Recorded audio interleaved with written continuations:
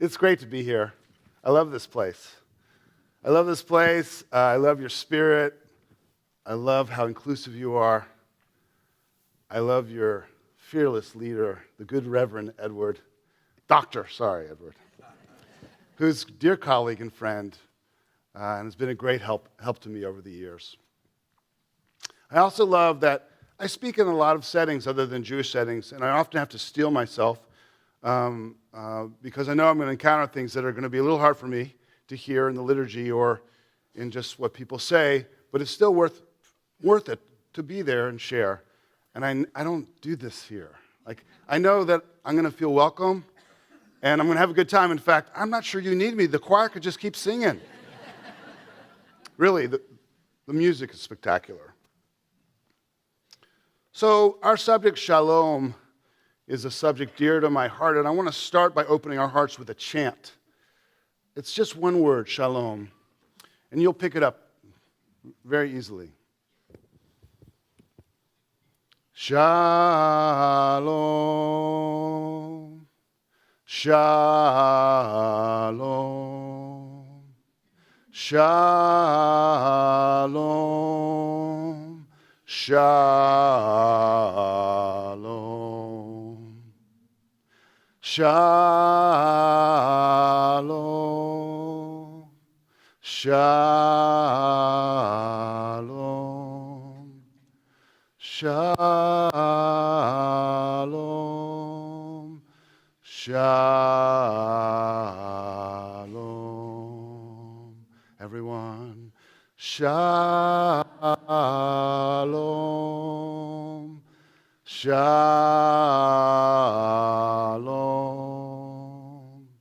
Shalom, Shalom.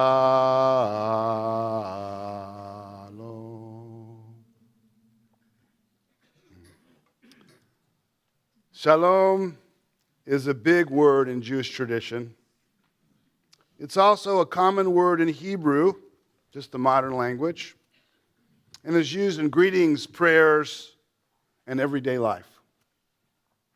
So at our Sabbath services, and our Sabbath begins at sundown Friday and ends sundown Saturday, so we have services Friday night and Saturday morning, we say Shabbat Shalom, which means may you have a Sabbath of peace. You might try that. Shabbat Shalom. It can work for you all too. Shalom is also a common greeting in Israel. Shalom. People say shalom. It means hello and goodbye. Shalom. And then in the more traditional Jewish community, we say shalom aleichem, peace be upon you. And then you say aleichem shalom, may peace be upon you. Same, by the way, in Muslim Arabic-speaking communities. Salam alaikum, very similar. Hebrew is a sister language to Arabic. And actually, Islam and Judaism, in many ways, share more similarities than Judaism and Christianity. It's ironic, but it's true. Shalom, in its most simple translation, means peace. Peace from strife, like war or any external conflict, and also peace inside ourselves. A sense of calm and wholeness. So, shalom means peace in Hebrew. Shalem means wholeness. Same root letters, peace and wholeness. Wouldn't it be nice if we had a little more peace, a sense of calm and wholeness in our lives? Wouldn't it be nice? Wouldn't it be nice? Yes. Okay. Come on. The Jewish prayer book is brimming with prayers for shalom. We sing them at every service. So, Oseh shalom imromav, hu yaseh shalom aleinu. May the one who makes peace in the high heavens bring peace down to us, down to all people. And others, actually. There's like 4 songs for peace in every Jewish prayer service. The Jewish desire for shalom, at least in its ideal, we should just stop and recognize, because you might be thinking to yourself, well, I know some Jews and they're not so peaceful. So there's a difference between the ideal and then how we live our lives. So I'm talking about the ideal. The Jewish ideal of shalom infuses, ideally, every aspect of life, beginning in the home. So a central Jewish concept that's actually written into Jewish law is shalom bayit, peace in the home. And according to the Talmud, which is the source of most of Judaism, I know many people think, you read the Hebrew Bible or what you call the Old Testament, you know Judaism. Well, God forbid that would be true. Because seriously, I'd be a priest, we'd be doing animal sacrifices. I could smite my neighbor for having a barbecue on the Sabbath. So Judaism has evolved much since our ancient Israelite ancestors. And much of Jewish life can be found in what's called the Talmud, which is written down. It's a conversation, a 500-year conversation that was eventually written down in about the year 500. And there it says that for shalom bayit, you can break Jewish law. For peace in the home, you can break Jewish law. So, for example, if your spouse, he or she or they ask you, do I look good in this outfit?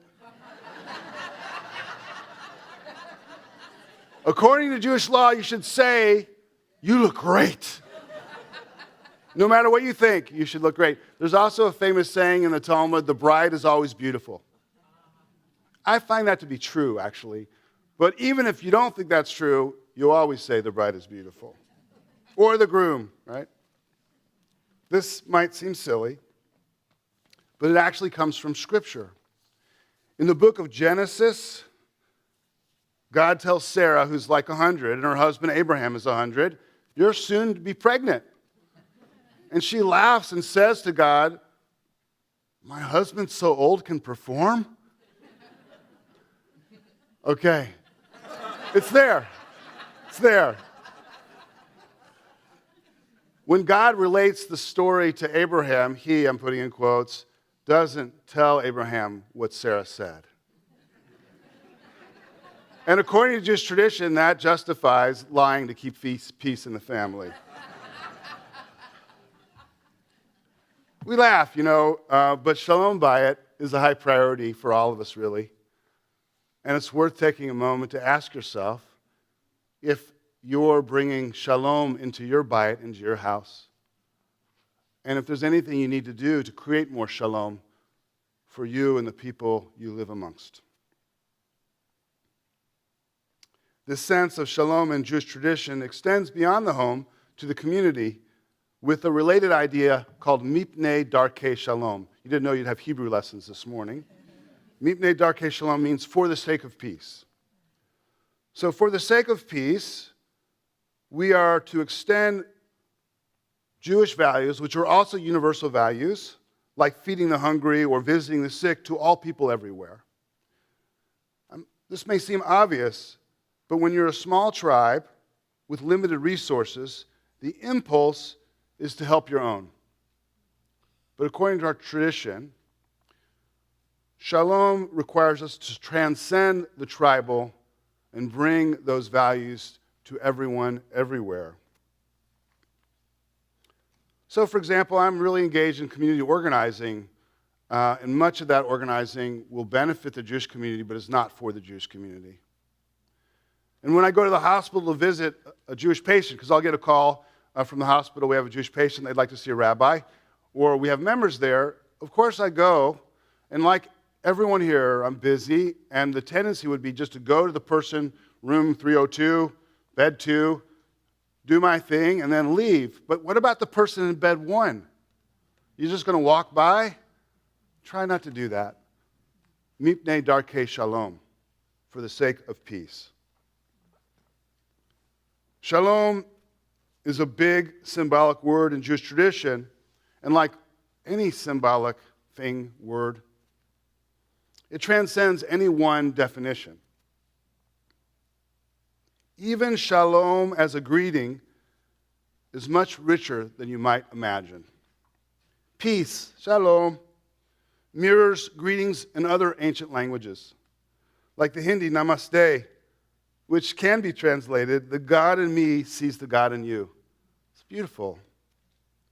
This gesture is profound and similar to the Jewish concept that we're all made b'tselem Elohim, in the image of the divine. And then there is the Zulu greeting, Sabona, I see you. I think it's my favorite. I see you. This is the deeper meaning of shalom, to see and be seen. Everyone wants to be seen. Everyone needs to be seen. Think of the helpless infant looking up, searching for the nurturing, unconditional love of her mother. That baby needs to be seen in order to thrive. Research has shown that the more babies are really seen and nurtured by their parents, the more shalom can be experienced. The more an infant, a young child, is seen and nurtured, the more shalom they can experience. It extends through their whole life. I would say it extends through our lives. And the opposite is also the case. To not be seen is a crushing blow to a baby and to anyone else, no matter what our age is. So I don't know you all as a group. I know some of you. But I know you're human, and I know that some of us were seen when we were young, and that made a big difference and laid the foundation for the ability to have shalom in our life, and some of us weren't. And some of us are being seen now, and some of us aren't. And it's a hard place to be. As we grow from childhood through adulthood to being elders, being seen becomes more of a struggle. I have the pleasure of working with lots of more mature people.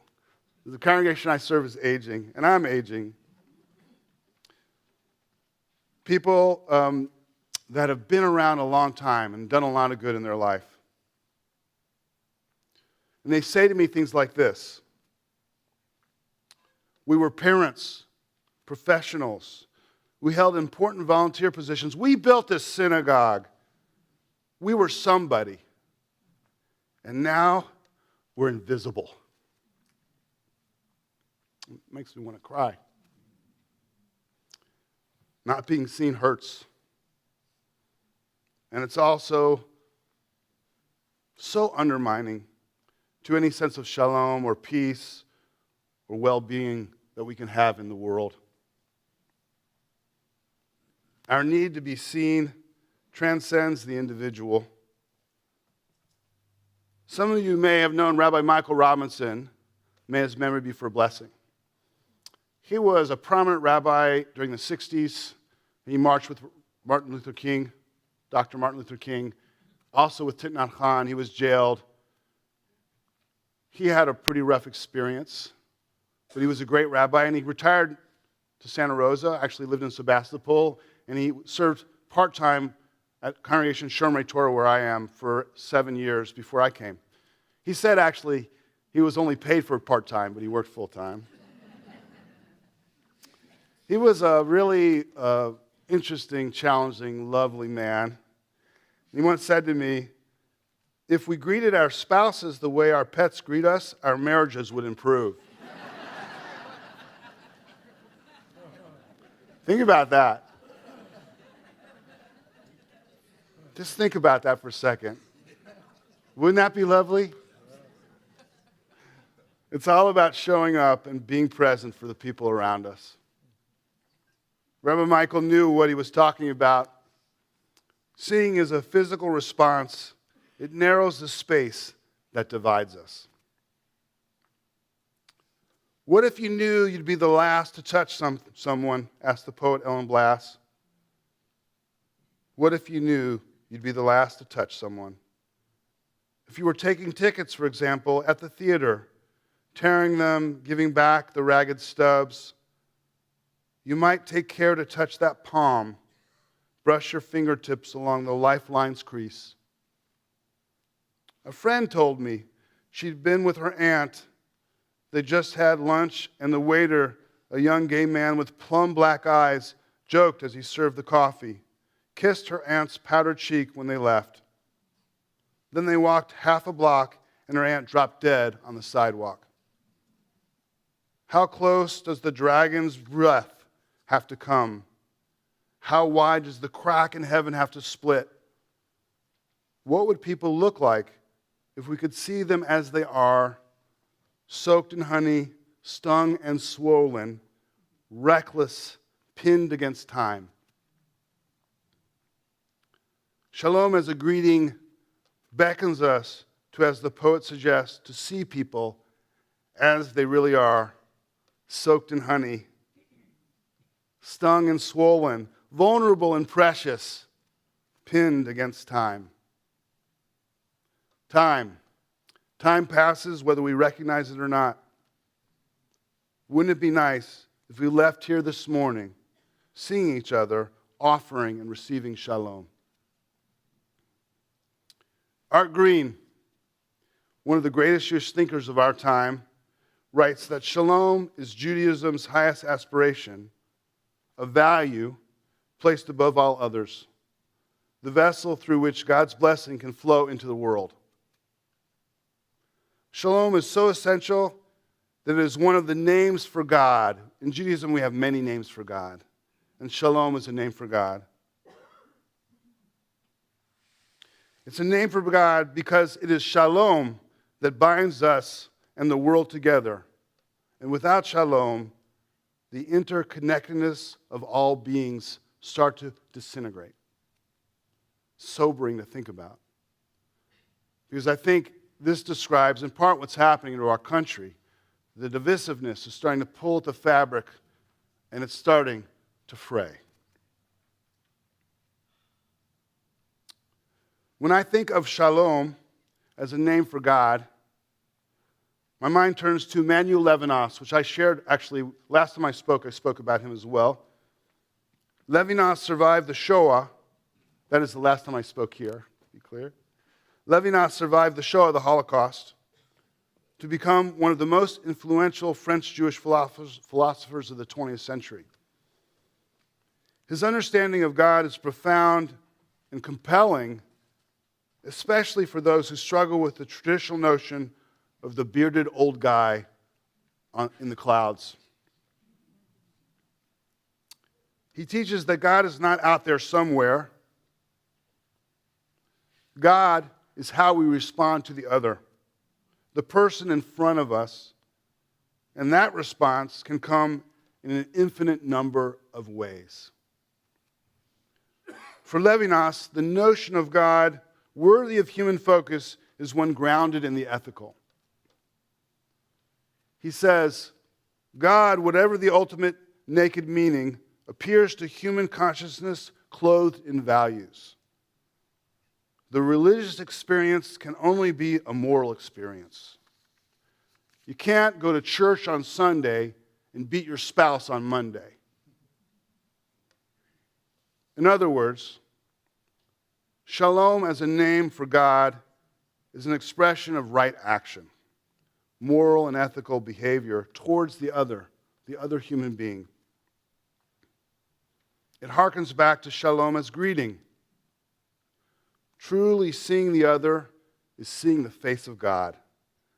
And when we see each other that way, we are blessed with shalom.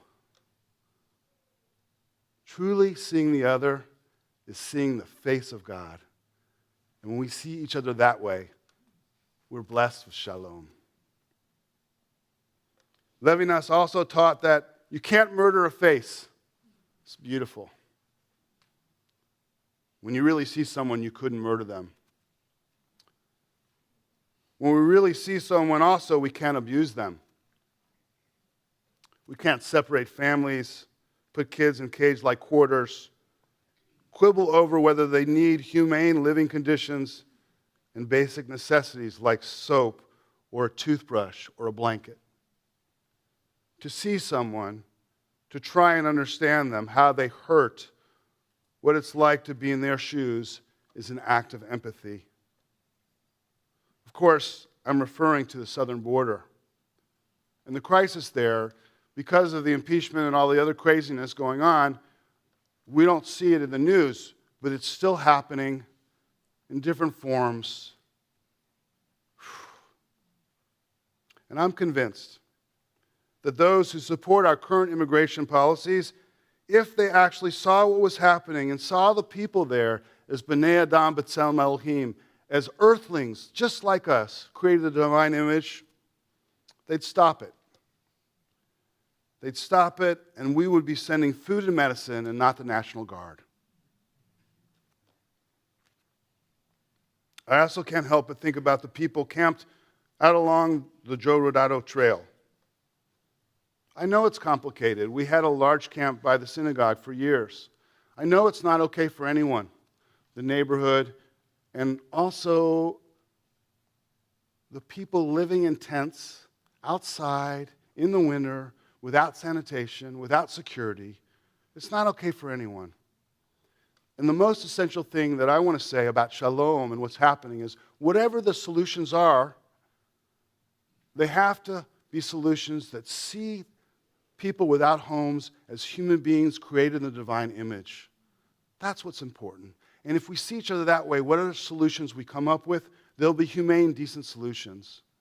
But if we dehumanize people because they don't have homes, then we can do anything to them. God forbid. Levinas, a Holocaust survivor, lived through the long process of demonization that laid the groundwork for the murder of millions. So we just had the commemoration of the 75th anniversary of the liberation of Auschwitz. And I know for many, the show of the Holocaust seems like a long time ago, but it's not very long ago.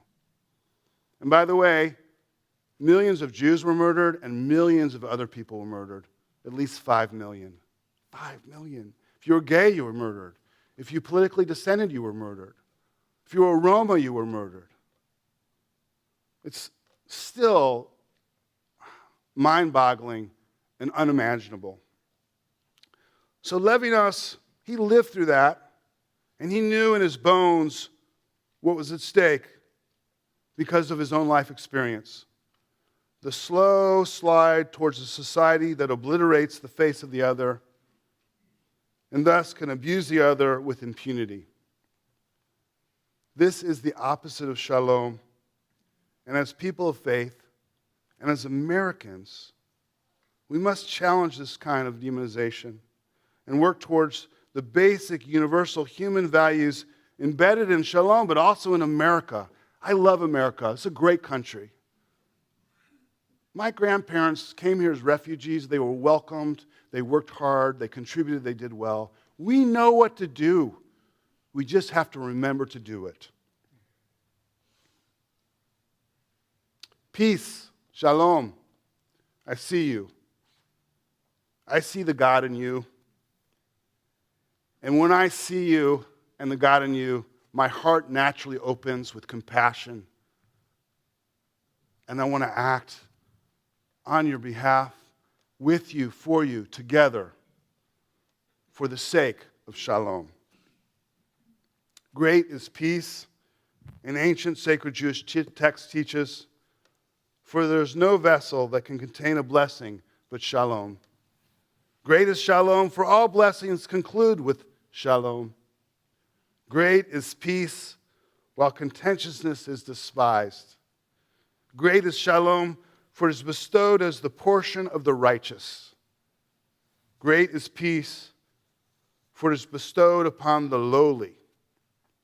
Great is shalom, for it is bestowed upon those who act righteously.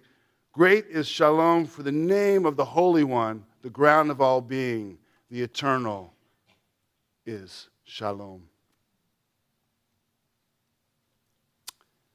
It's easy to get lost in the various meanings of shalom without asking the personal question, what does peace mean to me? How can I have a little more shalom in my life, for myself, for my family, for my community? So as I conclude, I want to offer you this gift which comes from sitting, meditating, and contemplating shalom for years. More shalom can be as simple as experiencing some ease. May we all be at ease.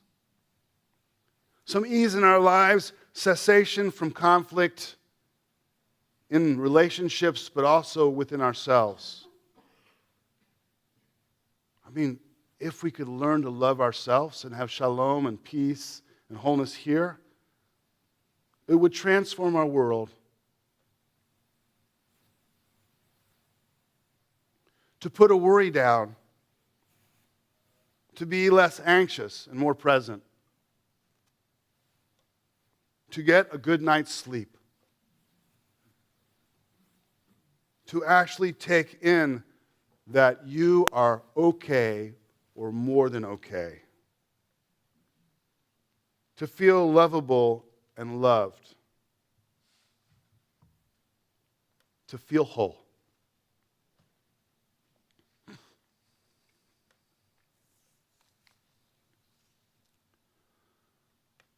Shalom, shalom, shalom, shalom, shalom, shalom.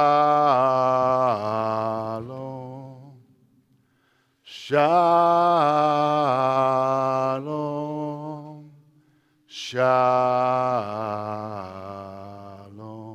One more time, everyone. Shalom, shalom, shalom, shalom.